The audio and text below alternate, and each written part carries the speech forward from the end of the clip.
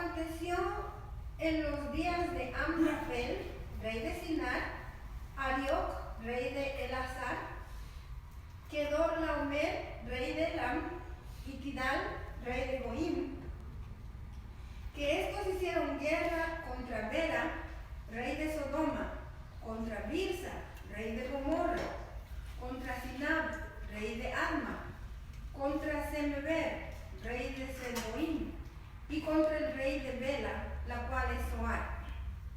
Todos estos se juntaron en el valle de Sidim, que es el mar salado. 12 años habían servido a Kedorlaomer, y el 13º se rebelaron, y en el año 14 vino Kedorlaomer, y los reyes que estaban de su parte, y derrotaron a los refaitas en Astarot, en Carmel, a los Cushita, en Ham, a los semitas, en Sabe, Kiriatim, y a los Oreos en el monte de Sir, hasta la llanura de Parán, que está junto al desierto. Y volvieron y vinieron en Mizpah, que es Cades, y demostraron todo el país de los amalecitas, y también al amoreo que habitaba en Hasezontamar. Y salieron el rey de Sodoma, el rey de Gomorra, y el rey de Adma, el rey de Zeboim, el rey de Bela, que es Zoar, y ordenaron contra ellos batallas en el valle de Sidim. Esto es contra Kedorlaomer, rey de Elam, Tidal, rey de Goim, Amrafel, rey de Sinar, y Arioc, rey de Elazar, 4 reyes contra 5. Y el valle de Sidim estaba lleno de pozos de asfalto. Y cuando oyeron el rey de Sodoma y el de Gomorra, algunos cayeron allí, y los demás huyeron al monte. Quemaron toda la riqueza de Sodoma y de Gomorra, y todas sus provisiones. Tomaron también a Lot, hijo del hermano de Abraham, que moraba en Sodoma, y sus bienes, y se fueron. Y vino uno de los que escaparon y lo anunció a Abraham en hebreo, que habitaba en el encinar de Mamre el amorreo, hermano de Escol y hermano de Aner, los cuales eran aliados de Abraham. Oyó Abraham que su pariente estaba prisionero, y armó a sus criados, los nacidos en su casa, 318, y los siguió hasta Dan. Y cayó sobre ellos de noche, él y sus siervos, y los atacó, y les fue siguiendo hasta Jobá, al norte de Damasco. Y recobró todos los bienes, y también a Lot, su pariente, y sus bienes, y a las mujeres y demás gente. Cuando volvía de la derrota de los reyes que con él estaban, salió el rey de Sodoma a recibirlo al valle de Sabe, que es el valle del rey.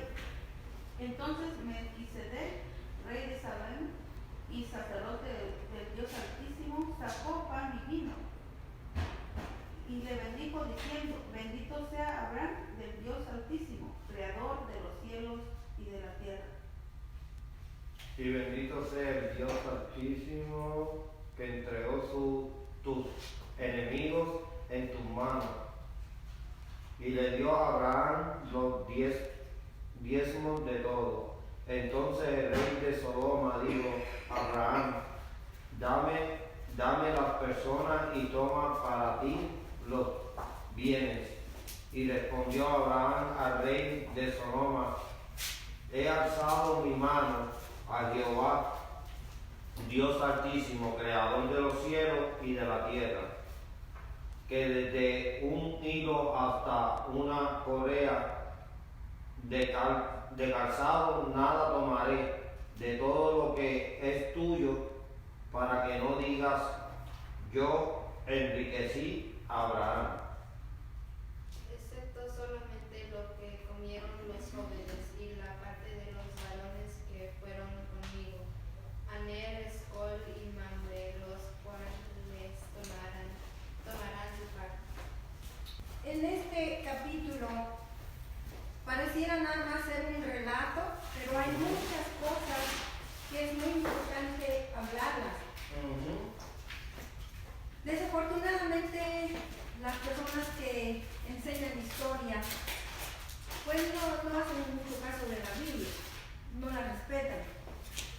Pero imagínense este documento histórico que nos habla de esta guerra, de este conflicto, y pues vemos que los conflictos entre las naciones hoy en día no es nada nuevo. Pues ha existido desde Caín y Abel, desafortunadamente. Y estas personas que quieren dominar pero a la fuerza bruta. Nos digo que nosotros debemos de dominar, pero sobre la creación, no entre nosotros, no entre los seres humanos. Y lo que estos hombres quisieron hacer fue dominar a otras naciones. Estas naciones se rebelaron, dice Sodoma, Gomorra, y el quinto también, que es el rey de Zoar. Entonces estas personas, mientras estaban siendo dominadas, pues llegó un punto en el que dijeron hasta aquí y se rebelaron. Pero ¿qué hicieron estos primeros reyes? El rey Amrafel, Arioc, Kedorlaomer y Tidal. Ellos hicieron todavía imponerse con fuerza brutal. Y la Biblia nos describe todo lo que hicieron. Dice que estos reyes derrotaron a estas otras naciones. Y hay bastantes naciones que aquí son mencionadas. Fue ahí que también Lot fue tomado como prisionero. Y acuérdense que Lot tenía su esposa, y para esta parte no se sabe si estaba todavía con sus hijas, me imagino que sí. Hubo uno de estas personas que escapó y llegó a encontrar a Abraham, a darle esta noticia. Vemos todo este relato, los nombres de estas personas, esa descripción geográfica incluso es increíble, y estos lugares todavía han sido identificados el día de hoy, y son estas regiones que están describiendo, están dentro de lo que es la nación de Israel. Y dice en el verso 11, dice, tomaron toda la riqueza de Sodoma y de Gomorra, sus provisiones, y después se fueron. Entonces esa persona que escapó, dice, lo anunció a Abraham el hebreo. Esta es la primera vez que se hace mención y se utiliza esta palabra hebreo. ¿Se acuerdan cuando estuvimos estudiando la tabla de las naciones, los descendientes de Sem? Ahí tenemos una persona que se llamaba Eber. De ahí es que viene este nombre hebreo.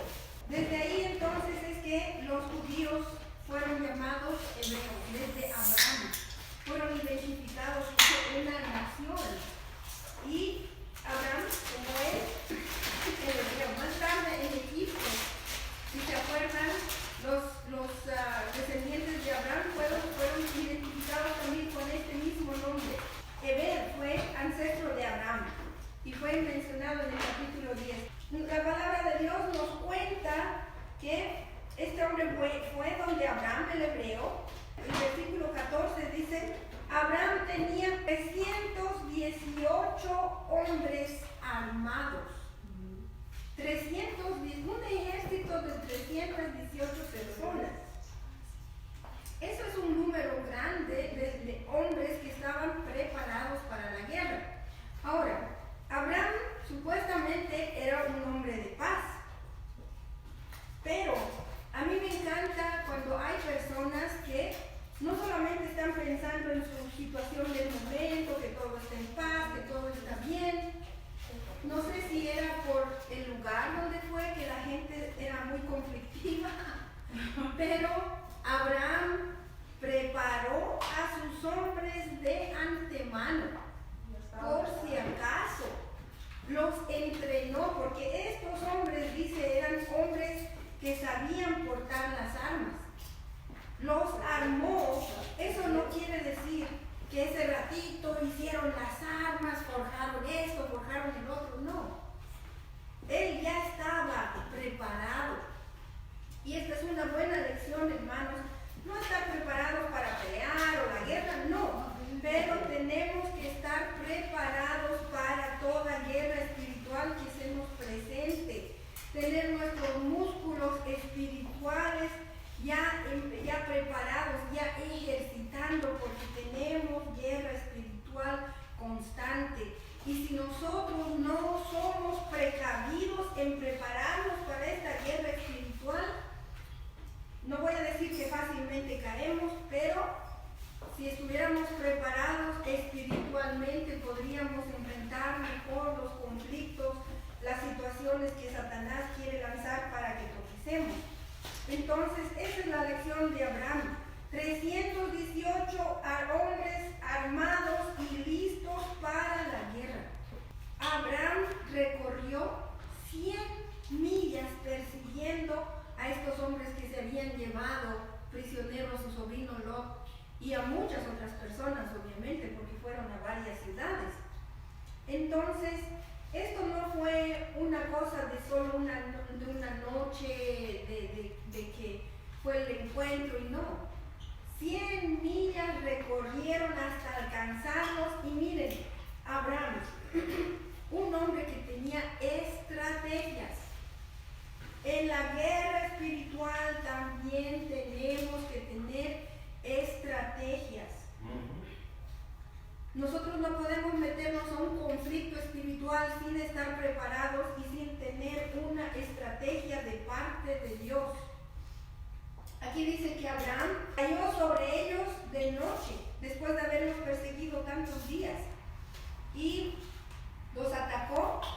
Dice, los fue siguiendo hasta Joba, al norte de Damasco. Esas son las 100 millas que les digo que ha recorrido. Y el versículo 16 es uno de los versículos claves en este pasaje de la Biblia. Dice, Abraham recobró todos los bienes. ¿Ustedes recuerdan cuando aquí, la primera vez que el pastor David me invitó a predicar? Yo les compartí acerca del rey David, cuando su familia y su ciudad fueron saqueadas. Pero David puso su confianza en el Señor.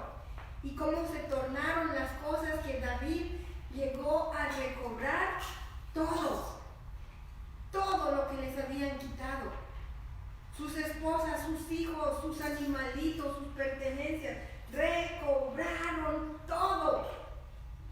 Y aquí está desde Abraham. Abraham recobró todos los bienes, y también a Lot, su pariente, y sus bienes, y a las mujeres, y a la demás gente. Ese es el poder maravilloso de Dios. Eso solamente Dios nos puede ayudar a lograr. En esta lucha espiritual a nosotros nos toca hacer la guerra espiritual para recobrar a nuestra familia. Nosotros tenemos familia que son hijos pródigos, se han alejado del Señor, pero hacemos lucha espiritual para recobrar todo lo que se hubiese perdido en manos de Satanás, porque sabemos que este Dios todopoderoso a quien servimos nos puede ayudar a recobrarlo todo. A todo ser humano que se haya querido volver al mundo después de haber conocido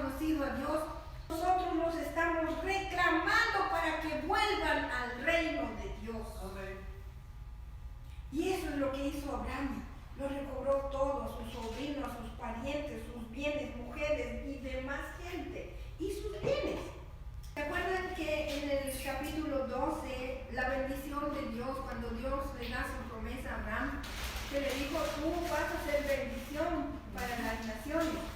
Miren, en el capítulo 14 ya se está cumpliendo. Porque Abraham ayudó a liberar 4 naciones. El verso 17 dice, cuando volvía de la derrota de Kedorlaomer y de los reyes que con él estaban, salió el rey de Sodoma a recibirlo al valle de Sabe, que es el valle del rey. Habíamos mencionado en el segundo versículo que eran 5 reyes que él había rescatado: el de Sodoma, el de Gomorra, de Adma, de Seboim y de Zoar. 5 naciones que empezaron a recibir o a darnos la demostración de la bendición de Dios, que Abraham fue bendición para las naciones, y así rescató a estas 5 naciones. Entonces en el verso 18 encontramos uno de los pasajes que nos ayudan mucho a entender acerca de Jesucristo también. Nos habla de Melquisedec, que dice, nos da bastante información de esta persona. Dice, era el rey de Salem. También para su información, Melquisedec quiere decir mi rey es justo. Era un sacerdote que vino a recibir a Abraham, de ser liberado a esos pueblos. Se está refiriendo al Dios que hacemos nosotros que sea nuestro rey. Mi rey es justo. Eso quería, o sea, nada más en su nombre estaba haciendo una proclamación de quién es verdaderamente Dios. Los nombres son muy importantes. Los nombres pueden tener, o sea, tienen su significado y pueden ser una proclamación poderosa a nivel evangelístico, a nivel de quién es verdaderamente Dios. Entonces dice que este rey era el rey de Salem, que hoy en día es Jerusalén. O sea, esa ciudad de Jerusalén fue apartada por Dios desde antes que Israel se estableciera como nación, antes de que hayan determinado que Jerusalén sería la ciudad de Dios. Ya en esta ciudad había un rey que era también sacerdote del Dios Altísimo. Amén. Ya era una ciudad apartada. Y dice que este rey sacó pan y vino. Y algunos comentaristas dicen que pan y vino era un alimento común. Pero no podemos nosotros hacer como una comparación con lo que sería una Santa Cena, porque eso no fue. Fue un momento de sentarse con Abraham, como ahorita ustedes estamos comiendo, ¿verdad? Un momento para estar en compañerismo, en comunión. El Salmo 110 nos habla un poquito acerca de Melquisedec, el verso 4.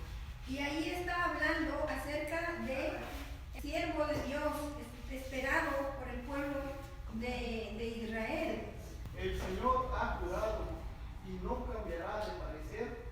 Tú eres sacerdote para siempre, según el orden de Melquisedec. Amén. Esto ocurrió cientos de años, y perdónenme que no he calculado cuántos, pero ocurrió cientos de años antes de que siquiera Aarón, el primer sumo sacerdote, hubiese nacido. Melquisedec fue sumo sacerdote delante de Jehová, el Dios de los ejércitos, y aquí está hablando del Mesías que dice, tú eres sacerdote para siempre, según la orden de Melquisedec. O sea, esto no es un sacerdote como lo fue Aarón. ¿Por qué tiene que hablar de Melquisedec y no de Aarón? Porque Jesucristo viene de la descendencia de David, no viene de la descendencia de Aarón. Entonces, la función de sacerdote viene de Melquisedec. Por esa razón, porque como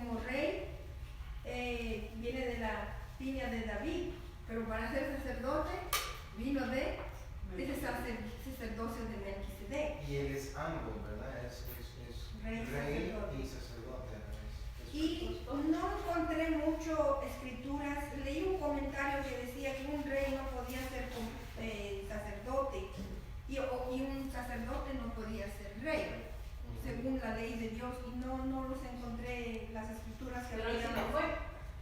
Jesucristo sí. No, Por la- Melquisedec, sí, él era el rey de esa ciudad y también era sacerdote del Dios Altísimo. Y Jesucristo también, rey, por la línea de David, y como les digo, sacerdote por la orden de Melquisedec. Y el libro de Hebreos nos habla de todo esto de Melquisedec. Vamos a empezar con Hebreos 5. Voy a leérselos del 5 al 11. Ahí habla de ser sumo sacerdote, de la orden de Melquisedec. Así tampoco Cristo se glorificó a sí mismo haciéndose sumo sacerdote, sino el que le dijo: tú eres mi hijo, yo te he engendrado hoy, o sea, Dios el Padre. Amén. Como también dice en otro lugar: tú eres sacerdote para siempre, según el orden de Melquisedec. Estoy Salmo 110, verso 4, que acabamos de leer. En el verso 7 continuamos y dice: y Cristo, en los días de su carne, o sea, mientras era un ser humano caminando en la tierra, ofreciendo ruegos y súplicas con gran clamor y lágrimas al que le podía librar de la muerte, fue oído a causa de su temor reverente. Y aunque era hijo, por lo que padeció, aprendió la obediencia. Amén. Y habiendo sido perfeccionado, vino a ser autor de eterna salvación para todos los que le obedecen. Y fue declarado por Dios sumo sacerdote según el orden de Melquisedec. En el 6:20 nos habla también, todavía estamos en hebreo, dice: donde Jesús entró por nosotros como precursor, o sea, como un anticipo, digamos, ¿no? Hecho sumo sacerdote para siempre y según el orden de Melquisedec. Y este es el Melquisedec del que estamos hablando. No hay otro Melquisedec en la Biblia, por si acaso. En el capítulo 7 yo les voy a dejar tarea para la casa, porque el del 1 al 28 ahí habla del sacerdocio de Melquisedec, nos describe más de él, dice: rey de Salem, sacerdote del Dios Altísimo, que salió a recibir a Abraham, que volvía de la derrota de los reyes, y le bendijo. Y Abraham le dio sus diezmos. ¿Ves? Aquí está su nombre, incluso dice, cuyo nombre significa primeramente rey de justicia, que la traducción más correcta es: mi rey es justo. Él era rey de Salem, que quiere decir rey de paz. O sea, Hebreos nos habla bastante. Mire, dice: sin padre, sin madre, sin genealogía, no tiene principio de días ni fin de vida, sino hecho semejante al Hijo de Dios, permanece sacerdote para siempre. Y considerad pues cuán grande era este, a quien aún Abraham el patriarca dio diezmo del botín. Eso también es una aclaración, que cuando dice que le dio el diezmo, no fue el diezmo de todo lo que Abraham tenía. Solamente dio el diezmo de ese botín que acababan de recuperar de esos 4 reyes. Habla también acerca de nuestro Señor Jesucristo, que es obviamente más exaltado todavía que el sacerdote Melquisedec. Amén. Entonces, como les dije también, Melquisedec, esta situación con Abraham ocurrió cientos de años antes de Aarón, que fue el primer sumo sacerdote. Melquisedec fue comparado con nuestro Señor Jesús, pero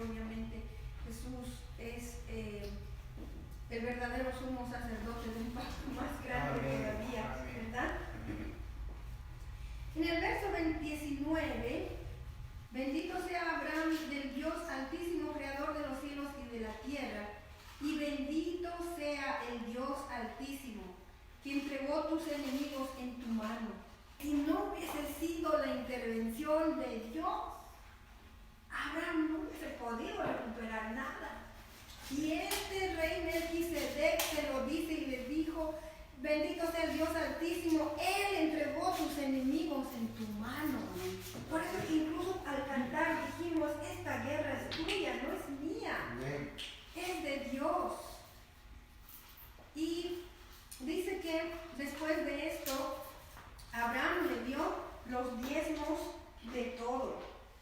Yo quiero decirles, la canción que cantamos esta noche, dice Baruch Adonai, ¿verdad? Baruch Adonai quiere decir bendito sea el Señor. Melquisedec dijo bendito sea Abraham, Baruch Abraham. Una bendición de un sacerdote. En la prédica esta noche les digo, fue en el momento creo que Raúl me pidió que hablara. Vamos a recibir una bendición esta noche. En esas palabras, en ese idioma que utilizó el sacerdote Melquisedec, posiblemente palabras que Jesucristo mismo hubiese dicho en hebreo. Baruch Mary, bendita sea Mary. Baruch Raúl, bendito sea Raúl. Y en el verso 20, este hombre de Dios dice, bendito sea el Dios Altísimo. En sus momentos de alabanza, de adoración a Dios a solas. Les voy a enseñar esta bendición. Baruch el Elión. Baruch el Elión. Bendito sea el Dios Altísimo. Amén. Baruch el Elión. Bendito sea el Dios Altísimo. Bueno, vamos a hablar un poquito del diezmo, porque ahí dice, Abraham le dio a Melquisedec los diezmos de todo. En Hebreos nos hace esa aclaración, que no fue de todo lo que Abraham tenía. Algunos comentaristas dicen lo hizo muy rico, porque Abraham era rico y darle diezmo de todo lo que tenía. Pero la aclaración que nos da Hebreo dice, le dio el diezmo de todo el botín. Ahora, ¿por qué Abraham le daría el diezmo? Y esta es la primera vez que la Biblia habla de diezmo. Esta es la primera vez que vemos que a una persona se le está dando el diezmo. Diezmo quiere decir el 10%, la décima parte. O sea que si son 100, se da 10. O si son 10, se da 1. Así es. Entonces, el diezmo en sí, esta es una de las partes que nos muestra que el diezmo es una forma de alabar a Dios. El diezmo no fue nunca parte de una ley, no fue un mandamiento obligatorio, sino que fue más que todo una respuesta del ser humano a lo que Dios está haciendo en la vida de uno. Esto es el claro ejemplo. Dios le dio esta tremenda victoria a Abraham. Fue por intervención de Dios que Abraham pudo vencer. Y es bueno hablar del diezmo porque el diezmo se lo trae a la iglesia, pero el diezmo es para Dios. El diezmo lo tenemos que ver como devolverle a Dios de todo lo que nos ha dado, solo una parte o sea, una décima parte. Entonces, yo reconozco, porque he sido cristiana por muchos años, que hay personas que no utilizan bien el dinero en la iglesia. Ellos rendirán cuentas a Dios. Usted deje que esa persona rinda cuentas a Dios, pero nosotros nos toca hacer de nuestra parte trayendo nuestro diezmo. Hoy en día a muchos pastores pues nos cuesta hablar del diezmo. Yo justamente eso iba a decir. Porque tanto abuso ha habido. Mucho. Quiero que sepan que nuestro superintendente de distrito es nuevo. Él llegó días después que yo empecé el 4 de agosto, él empezó creo que el 14 de agosto. Y él nos está exigiendo cuentas de cómo se está gastando el dinero, quién está decidiendo cómo se debe de gastar el dinero. Amén. La verdad que eso sí me alegra, Amén, gloria a Dios. porque así se está poniendo un freno a mucho del abuso que ha existido. Cuando haces tratos con humanos, el dicho va, cuentas cabañas, amigos duraderos. Sí. Imagínate entre humanos, imagínate cuánto más debe ser claro y claro y conciso y sin cada punto, ¿verdad? Con las cosas de Dios. Sí. Porque Dios te está viendo cómo estás, si tú estás agarrando el dinero, si estás haciendo esto, si estás malgastándolo. Él ve la intención de tu corazón, Él la ve. A los ministros también les pide mucho más. Claro que sí. Y no solamente es, digamos, que Dios me va a pedir cuentas por lo que enseño, por lo que predico, me va a también pedir cuentas de cómo estoy administrando no solo el diezmo que se recibe en la iglesia, sino hasta la propiedad, cómo se tratan las cosas en la casa de Dios. Hay maneras que uno puede hasta incluso disminuir los gastos, ¿no? Yo estoy aprendiendo hasta ir a los lugares donde se consigue más barato.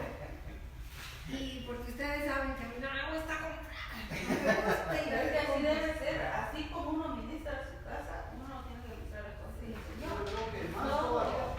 Más todavía. celosos aún. Lo que sale, lo que entra, o sea, todo tenemos que cuentas claras para el Señor, para las cosas para el Señor, nunca van a ser partidas.